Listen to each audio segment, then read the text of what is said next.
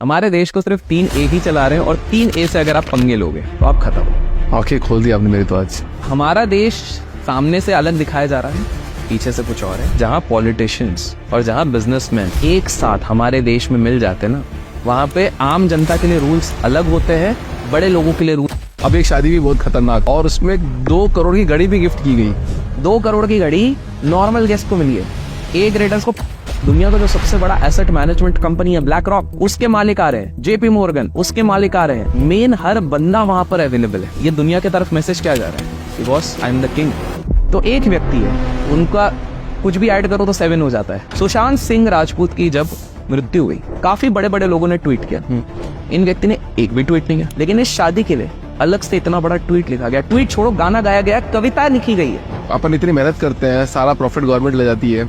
इसको मैं कहूंगा टैक्स टेररिज्म होता है हमारे देश में।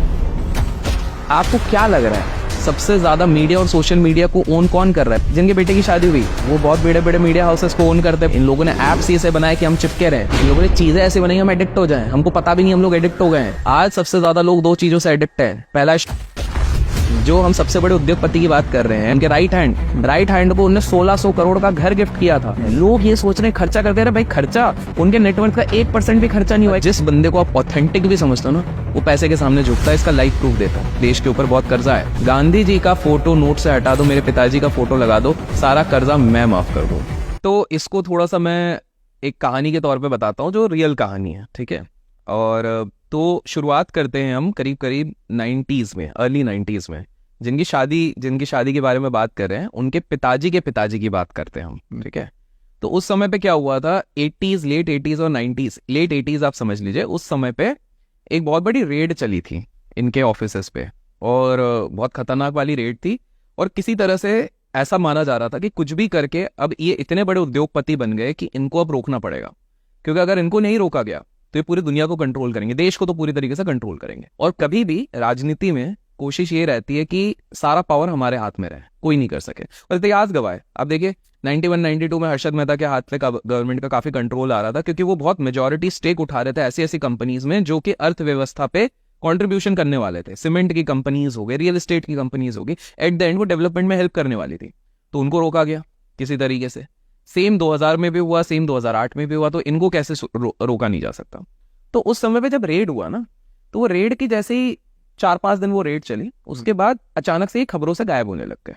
खबरों से ये रेड की बात गायब हो गई। क्या उसका आउटपुट हुआ वो कुछ भी नहीं है।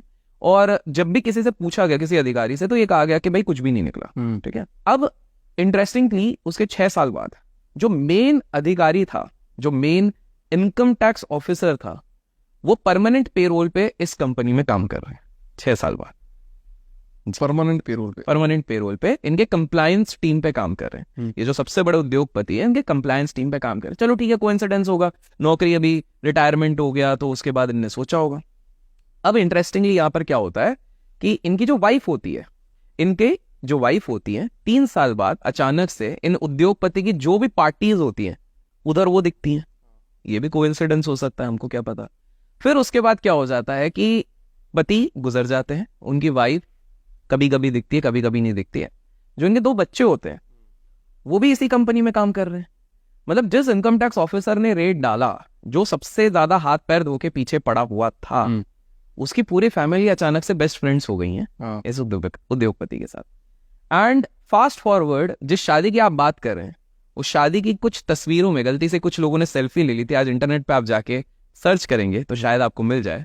तो वो लेडी वहां पर बेटा, जो जिसकी शादी हो रही है, बेटे के साथ फोटो खिंचवाते हुए दिख रहे हैं।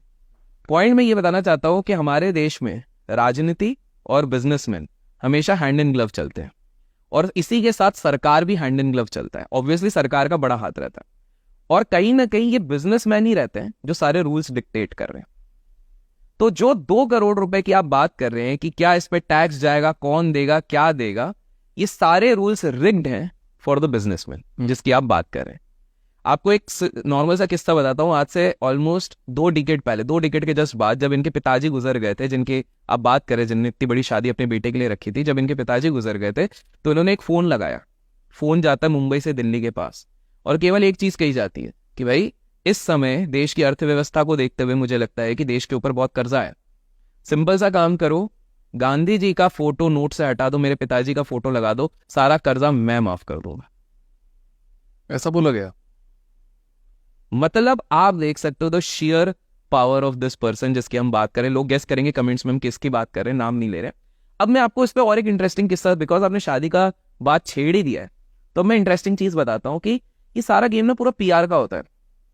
सब लोग कह रहे हैं कि 5,000 करोड़ की शादी कर दी, पैसे वेस्ट कर दिए, ये क्या कर रहे हैं। आपको क्या लग रहा है, पहले मैं आपसे पूछता हूं, आपको क्या लग रहा है